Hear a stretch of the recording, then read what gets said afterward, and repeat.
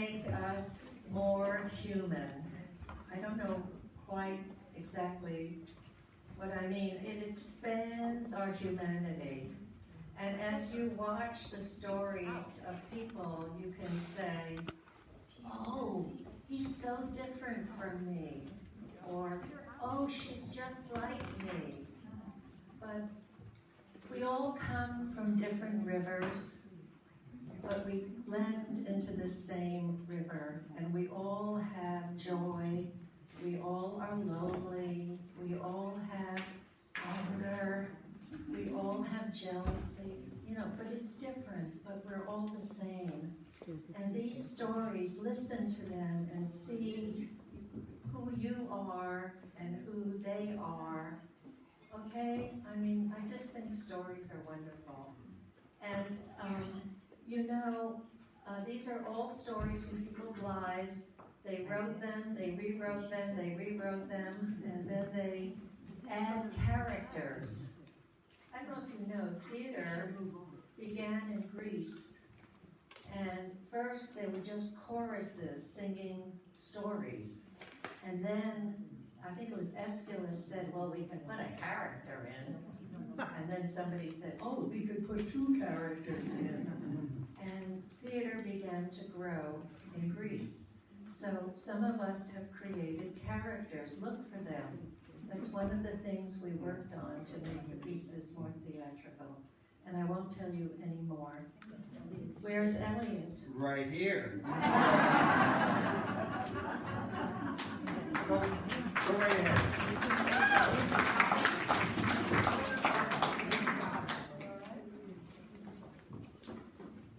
The first pharmacy I ever managed was in a building that was built around 1900.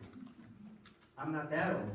But one day, my lead clerk comes to me and she says, Elliot, please hire my son this summer. I don't want him staying at home and watching TV on the sofa all summer. I said, have him talk to me. And I hired him. About a week later, I said, Tom, well, would you go out and lower the awning? The sun is coming in through the window. He says, all right. And he goes out. 5 minutes later, he comes back and he says, I quit. I said, what do you mean you quit? What kind of a harebrain are you? He said, go look outside. So I walk out the front door, and there's the awning lying on the ground. And I laughed. He said, that's not funny. I said, no. The bolts were so rotten and that the awning, with you turning it, finally came down. You're not quitting. Well, 2 weeks later, Tom, when you go out on a delivery, would you stop across the street and at the gas station and fill up with gas? I said, okay. 15 minutes later, Tom comes back in, walks into the pharmacy, throws the keys down. He says, I quit again. And I said, what happened now? He says, go look outside. I walk to the front door, and I look across the street to the gas station, and there's our delivery car, backed up against the gas pump, and the pump is on the ground, and there's gas all over. And I run back, and I pick up the phone and call the owner of the gas station, and then I accepted Tom's resignation. The next time a mother would call me up and ask for me to hire her son, I would say, he's better off on the sofa.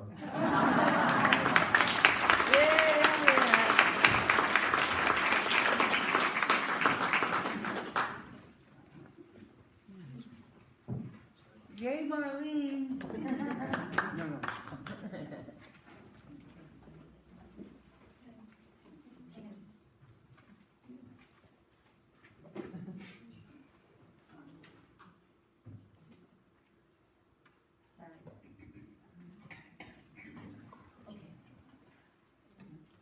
My relationship with travel over the many years has been up and down. When I've been married for a few years and living in California, in Oakland, I got a wonderful surprise in the mail. Oh, honey, look, my parents have sent us money to go back to Buffalo, where we lived, for Thanksgiving, and we can see all our family and our friends again. You know, honey, I'm sorry, I have to work. I really don't think you should, and I don't really think you should go with the children. You know, Christopher is only 2, and Mary Kim is only 1, and I don't know how you'll manage. I've been a mother for a few years now. I can do this. I can handle this. Plus, I got to show my babies off to my friends that I went to school with. You know how that goes. So, I hate to say my husband was right. That's right.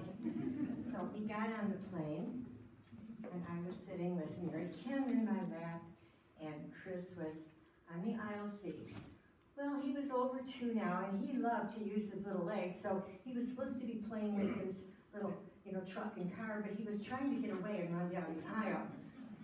And then Mary Kim in my lap always liked books, and I was trying to show her her most best books that she ever liked, and she kept throwing them off the lap because she didn't want to sit there anymore. Oh, well, finally they all went to sleep, and I thought things were going to be fine. And then some well-meaning flight attendant walked over and looked at them and said, "Oh, they're so adorable!" At which point, of course, I woke up and started wailing all over again. Well, we got to Chicago for our layover, and as it happened, there was a vicious, unexpected snowstorm. So, we got out of the plane all right, we get into the cafeteria, and I'm standing there with, Chris, Mary Kim, the diaper bag, and the cafeteria is absolutely packed because people are waiting for their flights, they've all been delayed. And I thought nobody would ever get up and give me their seat, but they did eventually, and that all settled down. And then, of course, the next problem was, now this is the end of the 60s, and all your moms and grandmas out there know that there weren't changing tables in every restroom for diapers. So there I was in the corner of the terminal, hoping nobody would see me, and I'm changing the diapers. Okay, that was not pleasant. Okay, well now the last thing we found out that made it even worse was that we had to go walk to the next terminal because of the snow. There were a lot of problems. Okay, so I start out, and I've got, as I said, Chris by the hand trying to get away from me, Mary Kim in my arms trying not to get away from me, and the diaper bag on my back, and I'm starting to walk and wondering how I'm going to get there. By the way, did I mention I was 6 months pregnant?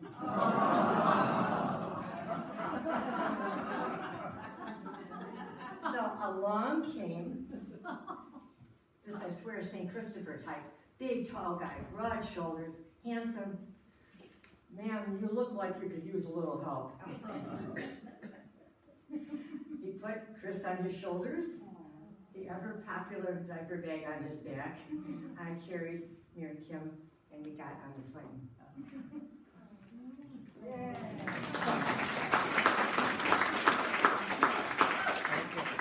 A few years later, my husband joined a company that was taking its representatives to Hong Kong, I guess to try to make some sales and make some contacts and so forth. It was in the late 70s, so they were English, British as well as Chinese in Hong Kong. And our group was called, the company was called Life USA. It actually says I kept the bandana. And we were all supposed to wear these, and look really important and look impressive so that, we could make some sales and all that kind of stuff. Okay. However, the plane that they had arranged for us to fly on was a World Airways plane back in the late 70s. It only had one plane in its fleet. And it was revamped so that it could take tourists to Asia and then take refugees from Southeast Asia back home, back here to our country. So the seats were much smaller than usual, very cramped together. And the leg room was almost unimaginable, but we were all game. This is going to be a big adventure. As we settled in, it was 11 o'clock at night now, they were flying out, and the announcement came on. Ladies and gentlemen, just try to get yourself a nice sleep tonight. And when you wake up tomorrow, you will wake up in Hong Kong. Oh, I could deal with that, sounded like fun. So I was trying to squeeze into the seat. Trying to sleep. Got a little sleep, and then we were awakened at 7 in the morning. Ladies and gentlemen, welcome to Oakland International. We've had some electrical problems, we could not fix them, and we will have to wait until, come back tonight. Okay, so we all came back that evening, the plane took off when it was supposed to, everything was fine until we had to stop in Alaska for a 4-hour layover. Okay, all right, so, okay, it can't be that bad, we'll find a better seat to sit on, surely. Well, it was a very small airport, and there weren't any seats to find. And then they were being taken, and then maybe we could go to a snack bar. And we kind of looked around, we'll sit at the bar and, no snack bar. So we kind of roughed it, and finally our plane was ready to leave. And when our plane was ready to leave, finally, I'm telling you, we lost all sense of civilization. We tried to push somebody out of the way so we could get over and get the best little seat left, and somebody shoved me, and we, and I'm sure we weren't making a very good impression on the people that we were supposed to be. And we were going to have to live with these other people, these other representatives for many years after in that group. And well, I'll remember the day we pushed and shoved each other to get what we needed. Okay, so. Afterwards, many years after, my husband and I were doing some touring. We were touring Peru. Okay. And we had just been up in the mountains, been Machu Picchu, etc. We were in Peru, and we decided that we would fly down to the Amazon basin. It sounded like fun. And we figured out it's going to be a small plane. We arranged to have a twin-engine plane. And as we walked across the tarmac on the way to the plane, we could see it was not a twin-engine plane. It was a single-engine plane.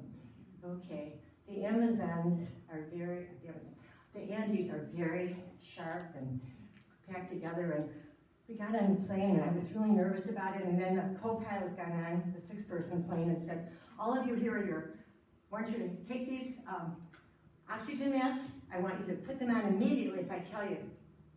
Oh, that made me feel really good. So I'm sitting on the plane, and I thought, well, I'll just look out the window. Pretend I'm not here, look out the window. So I'm looking down and I'm thinking, surely there'll be a little valley or something. If we get in trouble, we can land there. I tried that for a while, it didn't work. So I thought, well, I'll look at the pilot, he's just directly ahead of me, it's a small plane, and I'll just watch him do the controls, and then I won't worry. So I looked at him, I looked up, I looked at the pilot, and he was not looking at the controls. He was reading a newspaper. And to make matters worse, the headline on the newspaper said, did you know, Diga adios. Which of course means, say goodbye. Yay!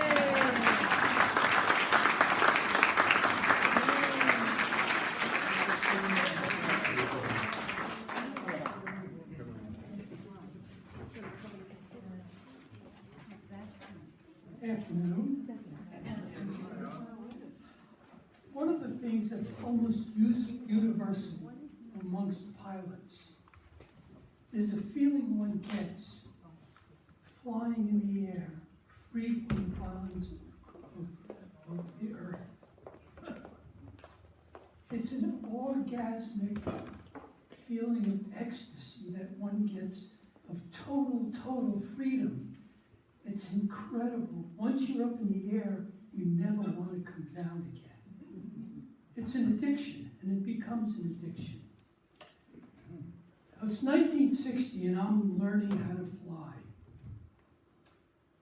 And what I'm going to talk about is I'm going to talk about my first cross-country solo, which is part of the training of learning to fly. And so among the things that you have to learn when you learn to fly is aerodynamics, navigation, being able to decipher a weather map, 2 cross-country solos, and an examination by an FAA examiner. Now, a cross-country solo does not mean I fly from San Francisco to New York. It simply means I fly from one airport to another. Okay. So, let me tell you a little bit about the airplane. That is a Piper Cub J3. They were built between 1937 and 1947, and were mostly used for learning, training experiences. Now, as you notice, there were 2 seats, one behind the other. The pilot sits in the front. Now, it's probably the most basic airplane that they've ever built. Okay. So what you have is the flight controls. So you had a stick that came up out of the floor, and if you tilted the stick to the right, the airplane would tilt to the right. You tilted it to the left, the airplane tilted to the left. You pull the stick back, the nose pointed up. You push the stick forward, the nose pointed down. Now there were 2 pedals. If you pushed one pedal, the nose would turn. If you pushed the other pedal, the nose would turn the other way. Very basic. Now the instrumentation on this airplane, we had no radios. So once you got in the air, no one could contact you, and you can't contact anybody else. So you had a tachometer, you had an airspeed indicator, you had an altimeter, and that's basically what you had, and an oil temperature. So this is what you flew in, and this is what. Oh, and by the way, the gas tank was very elaborate. The gas tank was actually sitting in the pilot's lap, right in front of you. And the gauge was a stick that came up from the gas tank, and there was a cork on the bottom. And as you used the gas, the stick would go down. Very simple. There were no markings on the stick, so you just had to do the best you could. So, it's time for me to take off on my cross country. I did all the navigation necessary. Since there were no radios and no way to understand, we did navigation that was called Dead Reckoning. I never liked that name. And basically what you did is you read a weather map, and you did some calculations for wind and so on, and you hopefully found a railroad track that went in your same direction. But that was it. So I'm going to take off, and so I start to take off. Now in these airplanes, this is about the way it was. In any kind of wind or air would just. Now, my flight took me right past Idlewild Airport, which became JFK a few years later. Okay? And so I'm sitting there, and I look down, and this is very exciting. There's a 3-mile long runway, and I'm just at the end of it. It's very exciting. And there's a jet plane taking off right at me. I don't know what to do. The only thing I could think of is I left a sprinkler on at home. and so I'm flying. And at the last minute, this jet turns away from me. And that was good for a start. Well, the rest of the flight was pretty uneventful. I found the airport. It hadn't moved at all. Unfortunate. I landed, I refueled, and I went into the office to tell them to report in so that they would actually know that I had flown to this airport. Well, it was time to take off, and so I took off again. And I realized that just a couple of miles west was the New Jersey Turnpike. And I could go and fly over the New Jersey Turnpike and take it right back to New York City, where I had to go. So I did that, and I flew over there, and I'm watching down and noticing the cars, and the cars are passing me. This is very, very strange.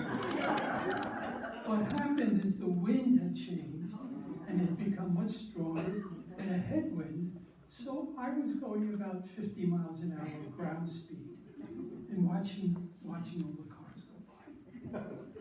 Well, as I'm getting close to New York City, I look at my gas gauge, and the stick was down here, and I don't know whether I can make it to my home airport. I better find a place to land and refuel. Take out my chart. There was no passenger to worry about me reading a newspaper. I take out my chart, and I'm looking for an airport, and there's no airport within flight close by except on Staten Island. And it has a big closed across the airport.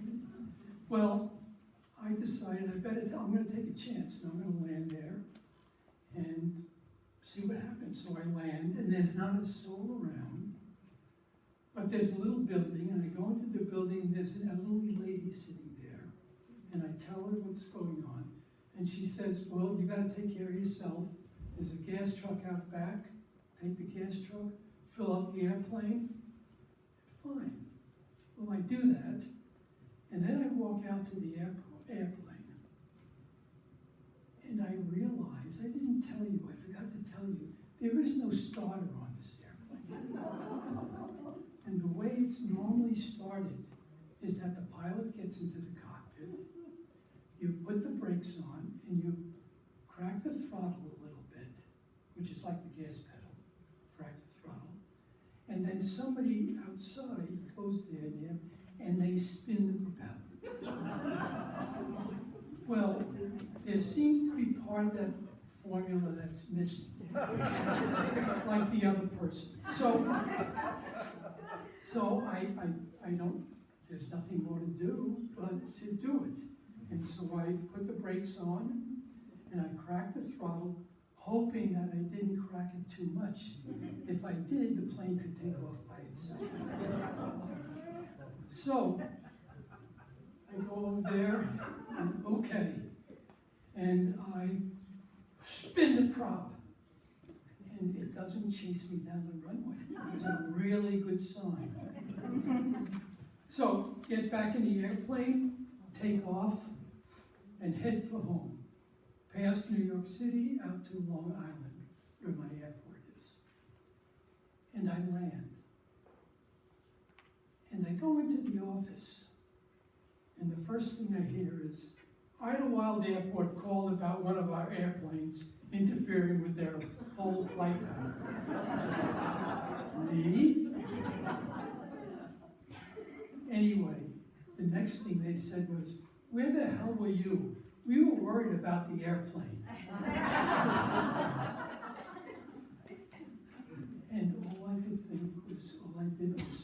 to myself and think of what a wonderful adventure I had.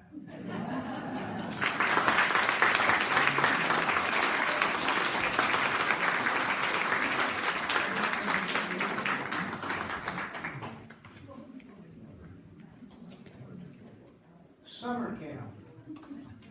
I was a scrawny kid. My older brother was a brute. He would sneak up behind me and squeeze my buns and say, grab a bun, grab a bun. One time he dangled me out the third-story window by my ankles. I could hear the cheap ching, twang, twang, twang of coins hitting the concrete driveway below. When I was 13, he decided I should go to a rugged canoe camp to toughen up. The camp was in Quantico National Park, a 2-hour train ride from Chicago. The first night, I shared a bunk with another kid, and when I woke up in the morning, my hand was wet. And then there was a smell. Later in that day, we passed towns with a population of 0, and I knew we were near camp. A gaggle of cabins in a rolling forest with pristine lakes and thousands of stars in the sky, and an equal number of mosquitoes. We put on insect repellent, Bug Off, which smelled like putrefied gasoline, but we got bit anyway. I found that if I scratched my bites until they started bleeding, they didn't itch anymore. I was by far the youngest kid in camp.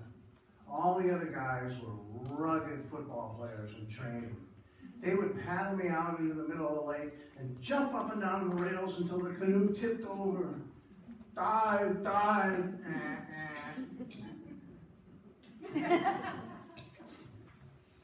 There was a sauna, a log cabin with a wood-burning stove at the edge of a glacier-filled lake. We would sit together, naked, sweating, and then run down the pier and jump in the lake. One problem, though, leeches. There were teeming leeches at the edge of the pier. So when you got out, you were covered with leeches.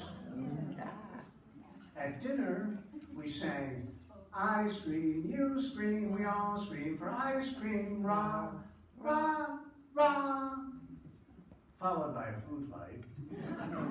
And then we were marched outside and told to drop your shorts and grab your ankles, at which point we were slapped to the back by a canoe paddle.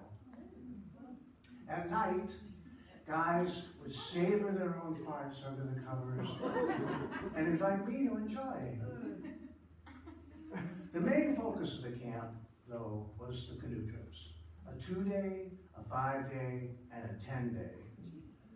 The canoes were loaded down with equipment, clothes, tents, food. And the fun part was paddling on the lake, rowing together in rhythm while the canoe cut through the water and we saw the beautiful scenery going by. The rough part was the portages between lakes. Some of them were really rugged and treacherous, others over a mile long. I was way too small to even carry half a canoe, so they had me carry boxes with a tump rope. It's a leather strap that goes across your head. I'm walking along and my neck is screaming out, I'll never be the same! Then the jocks would tease me, hey, frog legs, how's it going? Sometimes we shot rapids, and one time my canoe went over a 10-foot waterfall. That was an experience. Then one of the jocks lost his canoe paddle in the rapids. So who do you think was elected to ride in the canoe all day without paddling? Right, moi. And who do you think, when we got to the campsite, was told, build that fire, pitch that tent. Right, moi. The next day, paddling in a driving rainstorm, ponchos flapping. I was in a two-man tent that night, light tan. When we woke up in the morning, it was black. Mosquitoes. I kind of poked at the side and a little tan came up and then it closed back up real fast. And we put on a lot of bug off that morning. At the end of the day, I will say it was a beautiful experience in the Canadian wilderness. And my older brother sent me back one more year before he gave up. After that, I spent every summer playing golf, figuring that someday I would take up residence in the White House.